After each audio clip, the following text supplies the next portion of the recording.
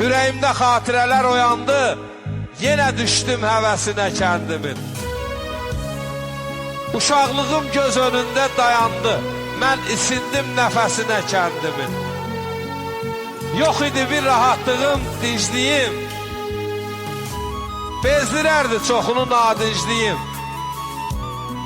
Dəliqanlı, hay-haraylı gəncliyim sığışmazdı sinəsinə kəndimin. Səhər durub qarğı atı minərdim, kənd aşağı, kənd yuxarı sürərdim.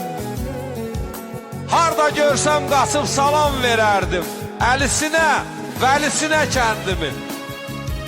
Yaqub oğlu, demə ömrün qışıdır, yurd insanın öz bəxti, öz naxşıdır.